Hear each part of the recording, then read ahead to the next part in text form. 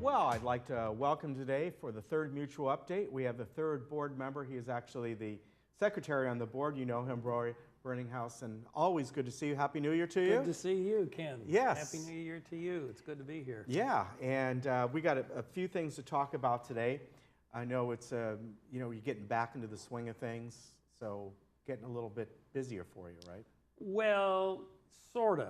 I was busy over the holidays. As I mentioned to you, trying to get these membership applications processed and so forth. So some of our board members went far away, and I was with a few other of my colleagues. We were here, so we still had a lot of work to do. But we did hit the ground running last week. Right. And that's kind of what I want to talk about today is some of the directions and some of the achievements that we reviewed in 3 committee meetings. Okay, so the first committee is the maintenance and construction. Right. This is otherwise referred to as M&C. Yeah. Mostly M, very little C. That's true. The bulk of our budget is in maintenance of our infrastructure and very little new construction. We reviewed our accomplishments for 2018, and we got a glimpse of where we're going for 2019. We had 33 projects on our project log for 2018. 27 of these projects are annual projects. They're ongoing. They go on every year, such as, dry rot repair and roofing and waistline remediation, all those projects related specifically to maintenance. And then we completed 6 projects that were either pilot projects or one-time deals. And a couple of those are going to be finished in February.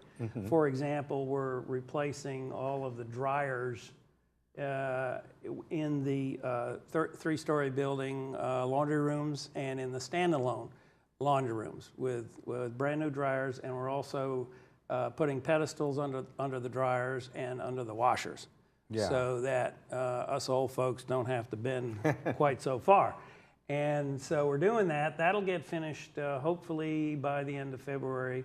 As I said, we completed trash chute repairs, or we are in the process of completing trash chute repairs in the 3-story buildings. Again, that work should be done by the end of February. We had a pilot project looking at building and cul-de-sac signs in gates 5, 6, and 14 areas. And they were completed, that pilot project was completed in December. So now what we'll do with that is take what we learned and move forward in replacing our cul-de-sac signs, which are really the most important. I mean, if you can get into the cul-de-sac, you can generally find the building. But our cul-de-sac signs are sitting up on top of poles. It's very confusing. And they're small, and they don't show up at night. So what we've done is get these relatively large signs with highly reflective, highway approved Caltrans. We went to their standard, so they do show up, and we've gotten a lot of good comments back from residents seeing those signs. We also completed a walkway lighting pilot project that was completed in December. Gates 5, 6, 7, and 8. Those are those really good-looking bollards, black bollards with lights that throw quite a bit of light on the walkways. We also will have completed by the end of February the installation of shepherd's crooks along Ridge Route. And as you know, these things sit on top of the existing concrete wall. And they call shepherd's crooks because they get up to the top and they bend. They're really good looking, and they serve the same purpose as the barbed wire, but they look a whole lot better. And as you know, the town has refused or made it clear that they will not allow us to replace barbed wire with barbed wire. So we're doing this. It's unsightly. And I guess there may be some liabilities in terms of people getting hurt, even though they're going over the wall, which they shouldn't be doing. The Garden Villa Breezeway pilot project was completed in July on 3 buildings. That's where we basically redid the breezeways, took out the nasty old green carpet, and basically poured concrete and made them look nice and patched them up. Also took care of the dry rot that ran along the edges. Made some really good impressions there. And then finally, as we look forward to 2019, one of the biggest projects, pilot projects we're going to be doing as part of the Siemens contract to improve our street lighting, we're going to have a pilot project to determine what the best LED street lighting fixtures will be. So we have a number of choices. We'll pick a street where, you know, it's pretty uniform, straight down there, and then Siemens will come in and install various types of lighting, and then we'll all go out and take a look and see what's happening. And that's part of the Siemens contract, which also helps us buy the light poles, as you know, from SCE.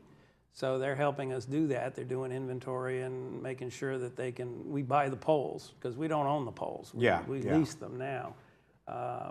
And then also, and help us convert to LED. Now, when we get through with that, we're going to go back to walkway lighting to see, because if you understand the situation, there are a lot of very dark areas where we don't have walkway lights. So what we want to do is see what the street lights do. Yeah. And then go back and put in some additional walkway lights. Okay. Because we don't want people stumbling around in the dark at night. Safety issue. Okay, that's it for M&C. Okay, now moving on to finance. Finance is always interesting and always fun.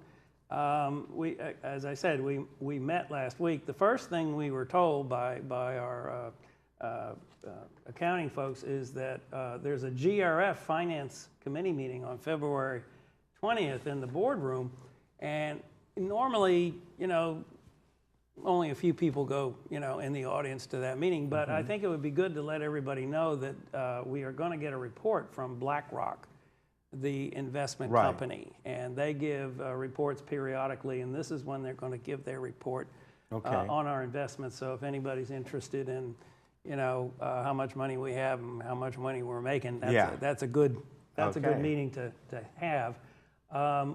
In the committee meeting last week, we reviewed the financials based on November 30 numbers. We're always a month behind. And at the end of the year, you know, this month is January, we don't have the preliminary year-end numbers yet, but they should be coming out in a week or so. And then we have to wait for the independent audit by our independent auditors before we get the final numbers for 2018. And that'll happen probably in the next month or two. Those numbers are important because, as you know, when we get to April and May, we're back in the budget cycle again. So we use prior year to focus on what we're going to do next year. The good news, we reviewed, always review our doubtful accounts. And these are accounts where people who owe us money aren't paying us money, residents. And at the end of 2017, we had 44 doubtful accounts. At the end of this year, November 18, we had only 17. Okay. So we've done a good job in terms of getting folks to help out and to pay what they owe us. In terms of dollar amounts, at the end of 2017, these folks owed us over $304,000. And at the end of 2018, the figure was $236,000. Okay. So we're making progress. Yes. And we thank the residents for their compliance. If you compare this to other organizations, this is a very, very low doubtful account rate. Yeah, yeah. I mean, compare, you know, how many folks do we have? How many accounts do we have? This is really good. Yeah, very good. But we're still, I mean, you know, we're still going after that 236,000. So, and finally, we discussed the need to implement procedures in the accounting department to provide an early warning system for our accounts that are heading for more than 10% over budget. We're really going to zero in on that this year. So we don't get as many. You always get surprises at the end of December, and because, you know, invoices get paid, bills, you know. But what we're trying to do is get a jump on that, you know, now, so that we can, you know, we track these things monthly, but we don't always get a complete picture of what's likely to tip over. Forecasting, by the way, is very difficult because vendors aren't, you send them a bill, you might wait 3 months before you get a check. So that's always it's always a problem. But we work very hard every month in this committee to stick to the budget and to identify where we may have some problems. Okay. So that's it for finance. And now on to communications. Communications is an interesting committee. I'm the new chair of that committee, and we met yesterday for the first time since August of 2018. We meet, we meet every other month. And what happened, as you well know, we had elections got in the way. Yes, that's true, yeah. Changes in leadership got in the way. I took over the committee, and holidays got in the way. So from that period of August through December, we really had difficulty figuring out a way to schedule this and carry on. But we met yesterday, or actually we met, it wasn't yesterday, it was last week. And so what we did was to, first of all, go back to basics, reviewed our committee charter, our mission statement, and the bulk of the discussion was focused on improving the breeze, which is our mouthpiece that all the boards contribute to, and we have a significant part of that in third. Excuse me. And we discussed all of the ways that we are now communicating with residents. And it's amazing, since Eileen Paulin took over, her department has done a fantastic job of expanding the ways in which we touch our residents with communication. And we're using, our goal is to use every conceivable way, including, for example, delivering the breeze when social services visits our residents, or Meals on Wheels, or every touch point, putting the breeze in clubhouses, as well as on the web. But not everybody uses the internet. Not everybody is able to do that. And so we still have to have hard copy, and we have to get it into the hands of the residents. But we talked about a lot of other different ways that we will communicate. And the last thing we did was to review 3 letters related to fumigation, trash, and water usage. This is letters to residents. This is part of our ongoing program.